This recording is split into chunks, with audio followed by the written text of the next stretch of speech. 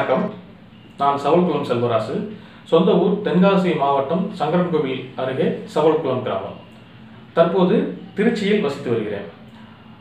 Trichy bell நிறுவனத்தில் 2011 முதல் வேலை பார்த்துட்டு இருக்கேன். அதனால குடும்பத்தோட திருச்சியில் வசிச்சுட்டு இருக்கேன். கவிதை எழுதும் ஆர்வம் அப்படின்னா எனக்கு ரொம்ப சின்ன வயசுலேருந்தே ஆரம்பிச்சிருச்சு. 6ஆம் வகுப்பு படிக்கும்போதுலேருந்தே நான் தொடர்ச்சியாக கவிதைகள் எழுதிட்டு இருக்கிறேன். 2009 என்னுடைய முதல் கவிதை தொகுப்பாக தூரல் துளிகள் என்ற கவிதை தொகுப்பை வெளியிட்டேன். 2019 எனது 2வது கவிதை தொகுப்பாக மனைவிக்கு மட்டும் என்ற கவிதை தொகுப்பையும் வெளியிட்டிருக்கிறேன்.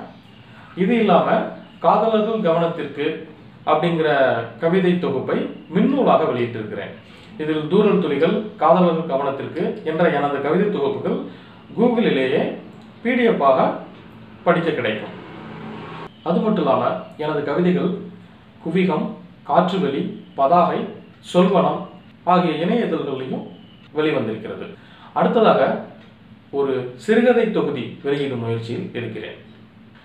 தற்போது தமிழ் சாங் டாக் நடத்தும் இந்த பாடலாசிரியர்களுக்கான தேடல் திருவிழாவை பற்றி எனது நண்பர்கள் சக்திவேல், ஆண்டிராஜ் ஆகிய இருவரும் எனக்கு தெரிவித்தாங்க. இருவருமே என்னோட கூட பணியாற்றக்கூடிய ஊழியர்கள் மட்டும் இல்லாமல் குறும்பட இயக்குநர்கள் என்பதும் குறிப்பிடத்தக்கது. இப்போ இந்த தமிழ் சாக் நடத்தக்கூடிய இந்த பாடலாசிரியர் திருவிழாங்கிறது தமிழ்நாட்டில் எங்கோ ஒரு மூலையில் உட்காந்துக்கிட்டு பாடலாசிரியர் கனவோட இருக்கிற எங்களை மாதிரியான ஒரு ஆளுங்களுக்கு ஒரு அரிய வாய்ப்பு அப்படின்னு தான் நான் நினைக்கிறேன். சினிமா அப்படிங்கிற கனவு தொழிற்சாலைக்குள்ளே நுழையிறதுக்கு கிடைச்ச ஒரு இலவச நுழைவுச்சீட்டு அப்படின்னு நான் அதை பார்க்குறேன். இந்த பாடல் திருவிழா தமிழ் சாங் டாக் நடத்துறது எனக்கு ரொம்ப மகிழ்ச்சியாக இருக்குது. தமிழ் சினிமா பாடல்களுக்கும் எனக்குமான உறவு எனக்கு தெரிஞ்சது என்னோட விவரம் தெரியாத வயசுலேருந்தே ஆரம்பிச்சிருச்சு அப்படின்னு தான் நினைக்கிறேன். எங்கள் அப்பா ஒரு குடிசை தொழில் செஞ்சிட்டு இருந்தார். அப்போ என்னோட வீட்டில் எப்போவுமே அதோடைய அலுப்பு தெரியாமல் இருக்கிறதுக்காக திரைப்பாடல்கள் எப்போவுமே ஒழிச்சிக்கிட்டே இருக்கும். அப்போ எங்கள் வீட்டில் ஒரு தக்காய் செட்டு இருந்துச்சு. அந்த ரேடியோ பெட்டியில் எப்போவுமே ஏதாவது பாடல்கள் ஒழித்துக்கிட்டே தான் இருக்கும். அது சினிமா பாடல்களாக இருக்கட்டும், ஒளிச்சித்திரங்களாக இருக்கட்டும், நாட்டுப்புற கதை பாடல்களாக இருக்கட்டும், வில்லு பாட்டாக இருக்கட்டும், இந்த மாதிரி எப்போவுமே பாடல்கள் ஒரு நாளைக்கு குறைஞ்சபட்சம் ஒரு 8 மணி நேரமாவது எங்கள் வீட்டில் பாடல்கள் ஒழிச்சிக்கிட்டே தான் இருக்கும். அப்போவே எனக்கும் இந்த சினிமா பாடல்களுக்குமான தொடர்பு ஆரம்பிச்சிருச்சு அப்படின்னு நான் நினைக்கிறேன். ஒரு ஓட்டு வீட்டில் சாப்பாட்டுக்கே கஷ்டமான ஒரு சூழலில் வாழ்ந்துட்டு இருந்தால் கூட எங்கள் வீட்டில் ஒரு அட்டைப்பெட்டி நிறைய கேசட்டுகள் இருக்கும். நிறைய பேர் எங்கள் அப்பா கிட்ட இந்த கேசட்லாம் இரவலாக வாங்கிட்டு போவாங்க. அப்போவே எனக்கு இந்த பாடல்கள் மேலே ஒரு ஆர்வம் வந்துருச்சு அப்படின்னு தான் நான் நினைக்கிறேன். பாடல்கள் எழுதணும் அப்படிங்கிற ஒரு ஆர்வம் எப்போ வந்ததுன்னா ஒரு 20-21 வயசில் இருக்குன்னு சொல்லலாம். கவிஞர் ஏகாதசி எழுதி மக்கள் இசை பாடகர் திருவுடையான் அவர்கள் பாடிய அந்த பாடல்கள்லாம் கேட்கும்போது ஏன் நாமளும் பாட்டு எழுதக்கூடாது அப்படின்னு தோண ஆரம்பிச்சது. அதுலேயும் குறிப்பாக ஆத்தாவும் சேலை, அப்பா கையை பிடிச்சி நடந்தா, இந்த மாதிரியான பாடல்கள் எனக்குள்ள பாடல் எழுதணும் அப்படிங்கிற ஆர்வத்தை துவங்கி வச்சது. முதல் பாடல் எழுதியது அப்படின்னா 2019 கடந்த ஆண்டு. அது ஒரு 7 வருடங்களாக நானும் என் நண்பனும் ஒரு சண்டையில் பிரிஞ்சிருந்தோம். அந்த நண்பனுக்காக எழுதப்பட்ட பாடல் தான் நான் எழுதிய முதல் பாடல். நம்ம பிரிஞ்சு 7 வருஷம் ஆச்சு, இந்த நாளோட 7 வருஷம் ஆச்சு, அது உனக்கு நினைவு இருக்குதா? நம்ம எப்படியெல்லாம் நண்பர்களாக இருந்தோம், இன்னைக்கு எந்த மாதிரி நமக்குள்ள ஒரு பெரிய இடைவெளி விழுந்துருச்சு, நாம் திரும்பவும் சேரணும் அப்படிங்கிற மாதிரி அந்த பாடல் போகும்.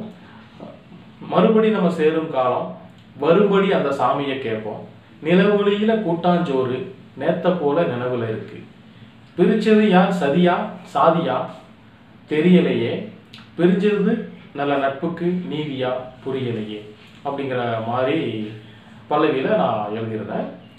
இதை என் நண்பர்களான ஜானி, செல்லா 2 நண்பர்களோட துணையோட அது ஒரு பாடலாக, ஒரு தபேலா இசைக்கருவியை மட்டும் வச்சுக்கிட்டு ஒரு பாடலாக உருவாக்கி இந்த பாடலை என்னோட யூடியூப் தளத்தில் வெளியிட்டேன். நிறைய நண்பர்கள் வந்து வாழ்த்து தெரிவித்தாங்க. இந்த பாடல் மூலமாக வந்து நிறைய நண்பர்கள் வந்து எனக்கு புதுசாகவும் கிடைச்சாங்க. அது மட்டும் இல்லாமல் இந்த பாடலுடைய நோக்கம் வந்து நிறைவேறியது. அதுதான் வந்து இருக்கிறதுலே வந்து இரட்டிப்பு மகிழ்ச்சின்னு சொல்லணும். ஆமாம், அந்த பாடல் வெளிவந்ததுக்கு அப்புறமா நானும் எனது நண்பனும் வந்துட்டு திரும்ப பேசிக்கிட்டோம். இப்போ ஒன்றா தான் இருக்கிறோம். பிடித்த பாடல், பாடலாசிரியர், இசையமைப்பாளர், இது மூணுமே வந்து ரொம்பவே ஒரு கடினமான ஒரு கேள்வியாக தான் எனக்கு படுது. வேணா பிடித்த பாடல்கள் அப்படின்னு வேணால் எடுத்துக்கலாம். குறிப்பாக சொல்லி தான் ஆகணும் அப்படின்னா பரதேசி, அறம், ஜோக்கர், பரியேறும் பெருமாள், குக்கு, மேற்கு தொடர்ச்சி மலை, நெடுஞ்சாலை, காடு, அப்புறம் இன்னும் கொஞ்சம் பின்னால் போனோம் அப்படின்னா மதுபானக்கடை, கயல், தாஜ்மஹால், தென்றல், அழகி, கற்றது தமிழ், தங்க மீன்கள். அதுக்கும் கொஞ்சம் பின்னால் போனோம் அப்படின்னா கிழக்கு சீமையிலே, கருத்தம்மா, கடலோர கவிதைகள், அலைகள் ஓய்வதில்லை, பாரதி கண்ணம்மா, இந்த மாதிரியான படங்களில் இருக்கக்கூடிய அனைத்து பாடல்களையுமே என்னுடைய ஆல் டைம் ஃபேவரட் அப்படி தான் சொல்ல முடியும்.